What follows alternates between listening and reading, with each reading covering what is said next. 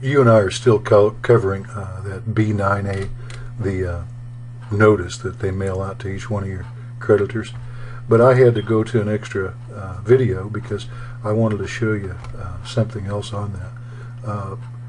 They're going to mail, again, based on that mailing matrix that you and I provided to the bankruptcy court, but there's going to be some changes on that. If a creditor, and a lot of the big companies have done this, they've already notified the bankruptcy court that, hey, if and when somebody files a bankruptcy and we're a creditor, rather than using the address that is on their statements, here's the address that we want you to use for us. So if you're detail-oriented, you'll notice that when the notices are mailed out, some of these addresses that are mailed to the creditors will be an address different than what you and I provided. Well, that's what's going on, is they're using those addresses that the creditors provided. So don't think somebody made a mistake.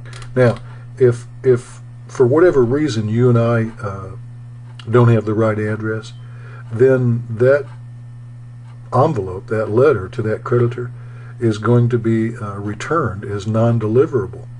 Well, that means we didn't get notice to that creditor.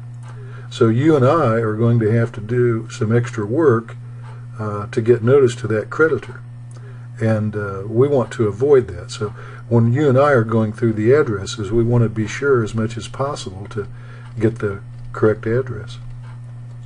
That notice of seeing everything mailed, the court clerk will sign that, and that'll become part of your file.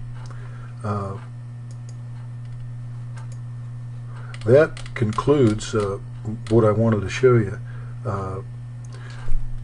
Bankruptcy, if you probably notice, it took us 58 pages to get through even a typical bankruptcy, and that doesn't include the usual number of pages because of listing creditors and all of that.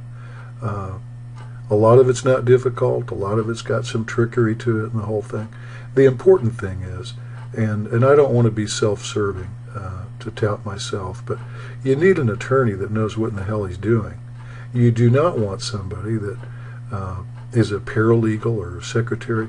Maybe they've been running a computer screen for years in a law office, maybe one of these TV advertising firms, and they've consistently been doing the same thing all the time. Well, they don't have the training to recognize when something's different and it calls for a different solution. Or maybe you have an attorney, again, that bought computer software and he's filling out screens. Well, there's a lot more to it than filling out screens. You need to, I kind of always looked at bankruptcy as like playing a piano. You need to be able to close your eyes and continue playing the piano. You need that level of understanding. And it's kind of like a symphony. You know, over there on the left, you got the United States Code, and then in the middle, you got the bankruptcy rules. And then over on the right side of the orchestra, you've got the local court rules. And then somewhere in the orchestra, you've got the legal opinions that interpret all of that. There's a lot more to it than just filling out some silly screen. And that's the difference between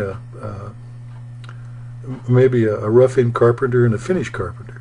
There's a difference, and I hope that you recognize that in selecting an attorney. We're all not the same by any means. Now, I don't do divorces. There's a lot of area of the law I just don't want to be bothered with. I specialize in bankruptcy.